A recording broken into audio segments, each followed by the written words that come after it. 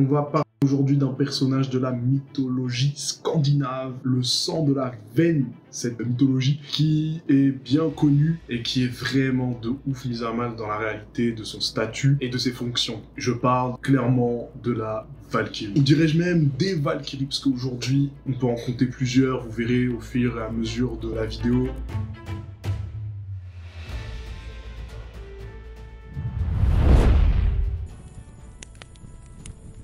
Aujourd'hui, la Valkyrie est considérée comme un symbole féminin de la puissance guerrière, vigoureuse et agile. Elle est redoutable et redoutée par tous les vikings sur un champ de bataille.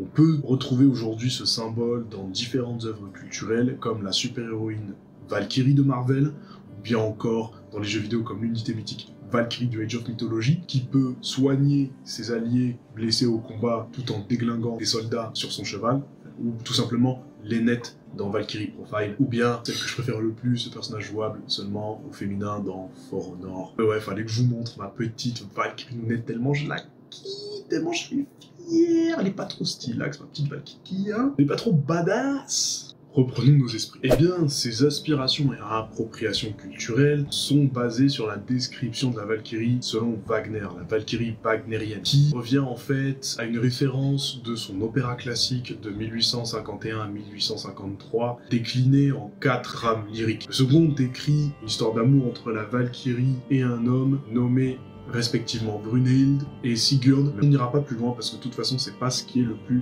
important. Ça existe, faut simplement le savoir. Et bien dans son récit, Wagner décrit les Valkyries comme des grandes guerrières avec des lances, boucliers, casques à cornes, comme on peut avoir l'habitude d'en entendre parler aujourd'hui en fait. Très belles, nobles, respectées de tous, au moins tout ça. On va pas se mentir. Ce sont les reines de la guerre qui démènent tous leurs ennemis et qui mènent les guerriers vers la victoire parce qu'elles sont trop fortes, inspirent la terreur auprès des plus grands yards, nanani, nanana, etc., etc. Non, c'est pas ça du tout. On va pas se mentir. Sinon, j'aurais arrêté la vidéo ici et on passe à autre chose. Et oui, parce que les Valkyries, c'est bien plus que de simples guerriers.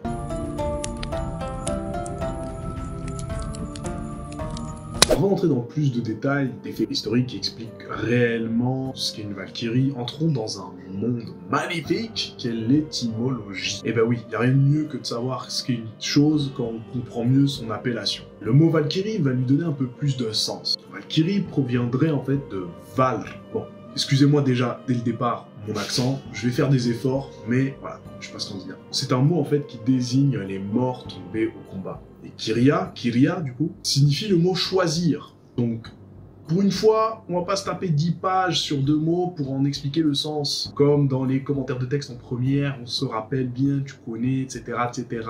Les L, les premières qui passent les épreuves, anticipées de français, force à vous. Valkyrie est en fait la femme qui choisit qui va mourir sur le champ de bataille. Pour étayer un peu plus le propos, des œuvres scandinaves appuient sur ce statut de destin tragique qu'elles doivent assumer. Notamment le chant de Darroar. Je sais pas si ça se prononce comme ça, sorry about that, les gars. J'essaye de faire des trucs. Décrit en fait des jeunes femmes ailées à cheval qui tissent un matériau plutôt bresson.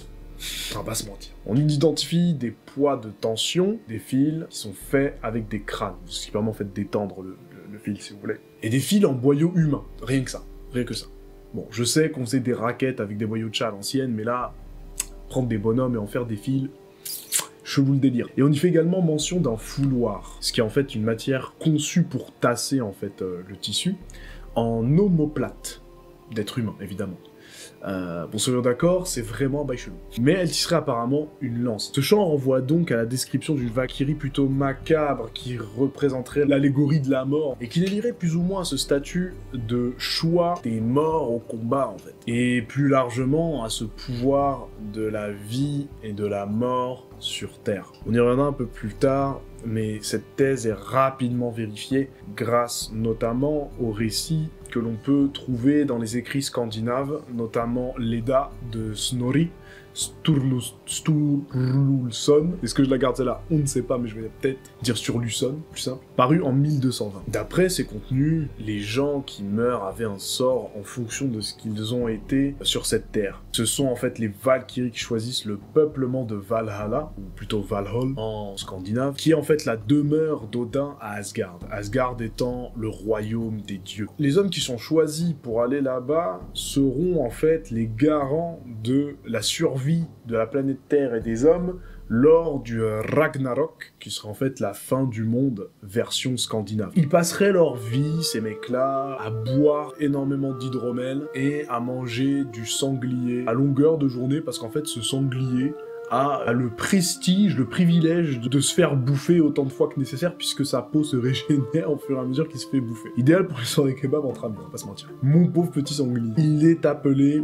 Alors, qu'est-ce que c'est chaud? Saehrimnir. Je sais pas si je le dis bien, mais voilà, vous avez capté. Les Valkyries sont sous les ordres d'Odin, comme on peut bien le constater, puisque c'est elle qui emmène ses guerriers vers la demeure d'Odin. Dieu de la mort, évidemment, qui désigne parmi elles qui vont choisir les valeureux guerriers pour préparer ce fameux chaos qui va arriver. En gros, une Valkyrie, c'est un peu un adopte ton guerrier, assis de rencontre pour combattants valeureux, moustachus et exigeants. Dans les différents récits scandinaves, les Valkyries sont souvent décrites avec de très jolies ailes, chevauchant des chevaux à la recherche de guerriers valeureux pour joindre le camp d'Odin. Elles sont souvent à leur côté des corbeaux sillonnant les champs de bataille pendant leur chasse. Cette description peut être mise en parallèle avec le rôle qu'elles ont de choisir les guerriers morts au combat pour rejoindre le Valhalla. Charognard, les corbeaux ramènent directement à la mort, car ce sont des animaux qui se nourrissent tout simplement de cadavres et qui sont attirés par les morts et l'odeur pestilentielle qu'il en dégage. De plus, les chevaux ont un statut très particulier dans les mythologies car ils renvoient à un caractère psychopompe de la mort. Non, ce n'est pas l'évolution d'un Pokémon que t'es raté dans ton Pokédex à l'ancienne quand t'avais 6 ans. On parle bel et bien d'autre chose. Je t'explique clairement ce que c'est. En fait, Psychopompe, c'est ce qui voudrait dire l'entité qui conduit les morts, tout simplement. C'est le cas par exemple de Heltest, un cheval à 3 jambes qui est associé directement à la mort. Il appartient au royaume de Hel, qui est tout simplement en fait l'équivalent, je dirais, de l'enfer scandinave, tout simplement le royaume des morts. Alors faut savoir, petite notification, il n'y a pas réellement d'enfer et de paradis dans les récits scandinaves, dans la mythologie scandinave en tout cas, on parle clairement d'un royaume des morts. C'est un statut en fait. Tu peux vivre, puis mourir. C'est un changement de statut. Il n'y a pas une teinte de bon ou de mauvais dans cette situation. Pas juste de la vie à la mort. Pour revenir à ce cheval Heltest, les Vikings paniquaient de ouf lorsqu'ils l'entendaient ces 3 pas grondant derrière eux, puisque tout simplement un cheval à 3 pattes, ça s'entend. Donc ils savaient que la mort allait bientôt frapper. Par ailleurs, un autre cheval bien connu dans la mythologie nordique est tout simplement le cheval d'Odin qui remplit aussi ce rôle de psychopompe. On parle en fait de Sleipnir, un cheval à 8 jambes capable de se déplacer au-dessus des airs, comme au-dessus de la mer. Et c'est la monture d'Odin qui, je rappelle, est en fait dieu des morts. On récapitule. Piaf bouffeur de gigots humains, chevaux psychopompes sont tous deux des références à la mort. Le corbeau mange des cadavres, les chevaux guident les morts vers l'au-delà, ce qui signifie et justifie encore plus le rapport aux morts des Valkyries puisqu'ils y sont tout à fait liés. Elles sont en quelque sorte l'extension d'Odin qui les renvoie dans un champ de bataille pour remplir son propre objectif de remplir le Valhall. D'ailleurs, Odin est à l'origine de leur création et du coup, elle décide à la place d'Odin, mais sous quand même sa gouverne, des récompensements suite à une victoire d'un homme ou pas. Mais ça ne s'arrête pas là. Les récits d'Edda mettent en lumière d'autres fonctions plus importantes que la Valkyrie doit remplir pour Odin.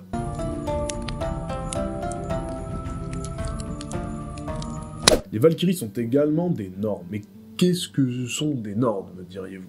Ben, en fait, vous aurez bien raison si vous me le demandez. Je me sens seul.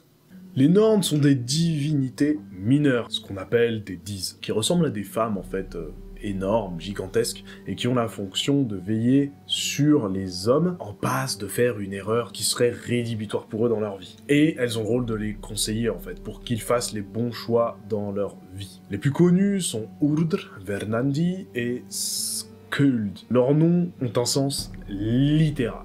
Urdr veut dire passé. Verdandi, le présent, et je pense que vous l'aurez deviné, Skuld veut tout simplement dire le futur. Rappelez-vous de ces 3 noms, parce qu'on va y revenir au fur et à mesure de la vidéo. Eh bien, dans les récits d'Edda, les Nornes ont clairement la fonction de donner la durée de vie d'un homme qui va fouler cette terre. Chaque Norne voit le jour au même titre qu'un homme né dans cette planète. En gros, chaque Norn a son humain, sur lequel il faut veiller, etc., pour accomplir son destin. Comme tu peux le deviner, dans le destin, il y a forcément un moment où, bon, tu clams. Voilà, tu vois, tu nais, t'es là, tu fais un petit futsal avec tes potos, tu fais 2-3 raids, histoire de, pour déglinguer 2-3 mecs, tu te maries, tu bouffes un petit sanglier, puis après, bon, dans le moment, bah...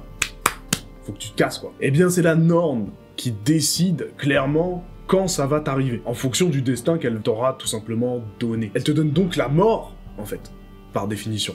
Et rappelons-nous qu'en fait, les Valkyries ont cette fonction également. Donc, amener les guerriers valeureux vers Odin. Donc, il y a un lien entre des Norns et les Valkyries. C'est d'ailleurs pour ça qu'on supposait que les Valkyries étaient par la même occasion des Norns. D'ailleurs, les récits d'Edda parlent également de Valkyries magiciennes qui suivaient leurs guerriers préférés pour faire en sorte que, voilà, telle une bonne étoile, il leur arrive rien de gênant, en gros qu'ils crèvent pas, pour que leur vie et leur famille prospèrent.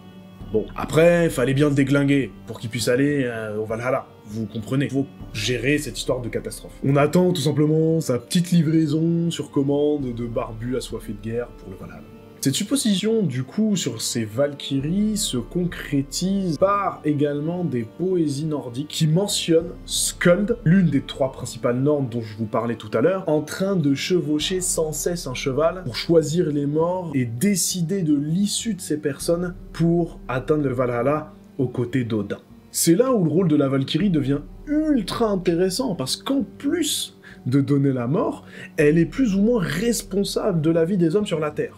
Vous vous souvenez du nom des 3 Norns dont on parlait tout à l'heure? On a déjà cité Skuld, qui est responsable de l'avenir des hommes et donc de leur mort. Sigurdr et Verdandi sont responsables du passé et du présent des hommes. Ces 3 femmes sont en fait l'allégorie de la vie d'un homme sur Terre. On reviendra donc sur cette idée un peu plus tard. Pour comprendre cette allégorie, il va falloir savoir un peu ce qui se passe dans la société nordique et creuser davantage d'autres récits.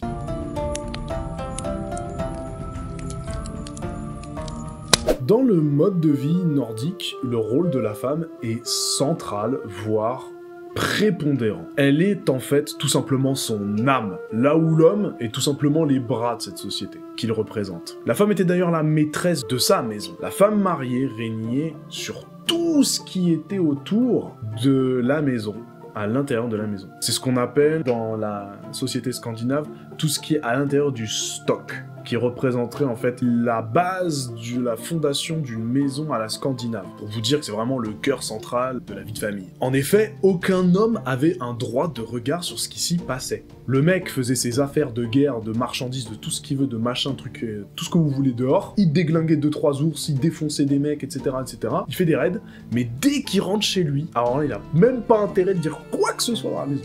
De plus, la femme du Nord est très souvent représentée via différentes créations artistiques, notamment des gravures et des sculptures rupestres, et notamment des gravures en pierre qui sont trouvables tout simplement en Norvège et en Suède. Plusieurs études ont été menées sur la signification de ces gravures et de ces motifs, et voir ce qui en ressort le plus tout simplement. Et ce qui revient le plus souvent, c'est la figure du soleil et le symbole de croix gammée. Alors, ne vous inquiétez pas, ce n'est pas du tout ce que vous croyez. En fait, les croix gammées ont une véritable signification avant d'être ce que vous pensez. C'est une représentation de, si vous voulez, de sorte de valve qui tourne et qui génère de la chaleur. Et donc, soleil comme ces croix gammées représentent la vie qui continue, qui circule, etc. Et à côté, on y retrouvait d'autres signes un peu plus chelous, on va dire des signes vulvaires, qui représentaient les femmes scandinaves. Bon, on va dire que c'était une autre époque, et qu'on va pas juger ce que les gens faisaient à ce temps-là. On va pas se mentir. On va s'en tenir au fait que les femmes représentaient la vie de la société nordique. C'est le principal. Et c'est plutôt sympa. Non. En plus de ces éléments socio-culturels, la mythologie explique davantage le rôle de la femme au sein des sociétés nordiques. La femme est représentée en fait par la grande déesse mère, rien que ça, qui serait androgyne. Ce serait divisé en fait en 3 formes féminines, et on en connaît leur nom. La première s'appelle Freya, une divinité bien connue de la mythologie nordique, qui est la déesse de l'amour et de la fertilité. Frigg, qui est la déesse de la gestion du ménage, du mariage et de la maternité. Ce qui représenterait en fait la prospérité et l'entretien de la vie du peuple scandinave. Et enfin, on a Skadi, qui est la déesse de la chasse, de l'hiver et de la montagne, mais en plus d'avoir voilà, le rôle de déesse de la campagne, déesse campagnarde, des recherches plus poussées ont montré en fait qu'elle avait une légère signification du froid mordant et de la mort. Donc on peut dire qu'elle représente le rapprochement de la mort de l'être humain sur cette terre, et donc la fin de sa vie. Ces trois grandes déesses issues de la déesse mère ramènent à une véritable allégorie de la vie de l'homme sur cette planète. On parle de création, de mariage, de prospérité, puis de mort. Sans ces trois déesses, la vie de l'homme sur Terre n'existerait tout simplement pas. Donc si on en revient à nos Valkyries préférées, quand même, c'est l'objectif de cette vidéo, elles représenteraient donc le futur de la vie des hommes sur la Terre. Car leur mission est tout simplement bien plus importante que de chasser les hommes pour les guider vers le Valhalla. La vie de l'homme et sa prospérité, et comme on l'a vu dans toute cette vidéo, est régie par cette simple fonction de les guider vers le Valhalla. Parce que sans elles, sans ces Valkyries, le monde court un grave danger et sera juste détruit, puisqu'elles n'auront pas rempli le rôle qu'Odin leur a conféré, qui est de sauver ce monde. Et si la femme représente au sein de la société nordique le pilier du développement de la vie sur Terre, et qui est même régie par trois déesses issues de la grande déesse mère, les normes qui sont également des femmes se doivent de guider vers le meilleur les hommes sur Terre, et de les guider aussi vers le Valhalla. De plus, c'est ce qui définit parfaitement la Valkyrie. Protéger la vie, car les femmes sont à l'origine de la création de la vie, maintient cette vie jusqu'à la mort, qui est régie par les normes, donc les Valkyries, ce qui amène totalement à une protection de la vie. La vie de l'homme et sa prospérité est régie par les divinités féminines. La femme représente au sein de la société scandinave un réel pilier du développement de la vie de l'homme. Du coup, la Valkyrie aurait le saint rôle qu'Odin, le dieu de la mort, leur a donné garantir la continuité de la vie sur Terre en préparant l'humanité au Ragnarok. En d'autres termes, elles sont garantes de la longévité du règne de l'homme sur Terre. Je vous le rappelle, Skuld a quand même le pouvoir de connaître le futur des hommes en sa qualité de Nord et se doit de les guider vers le meilleur. De plus, elle est garante de la vie des hommes avec son statut de Valkyrie, ce qui définit parfaitement son rôle, protéger la vie. Avant de terminer cette vidéo, je souhaiterais remercier grandement Régis Boyer, un grand linguiste et traducteur français, qui était professeur de langue en littérature en civilisation scandinave à l'université de Paris-Sorbonne des années 70 jusqu'à 2001, qui nous a quittés malheureusement. Il a aussi été directeur de l'Institut d'études scandinaves de cette même université. C'est grâce à lui que j'ai pu recueillir beaucoup de ce qu'il a pu faire en termes d'études et de découvertes sur la communauté scandinave et plus largement sa mythologie. Donc voilà, c'était la fin de cette vidéo. Si ça vous a fait kiffer, n'hésitez pas à lâcher un petit pouce bleu, à partager, à mettre également des commentaires sur comment je peux m'améliorer, si ça vous plaît, ce genre de format, et notamment si vous avez d'autres idées de thématiques, de personnages historiques sur lesquels je pourrais vous faire une vidéo plutôt sympathique. Donc c'était The Insight pour le premier numéro des habitacles historiques, et puis je vous dis à la prochaine pour une prochaine vidéo. Ciao à tous.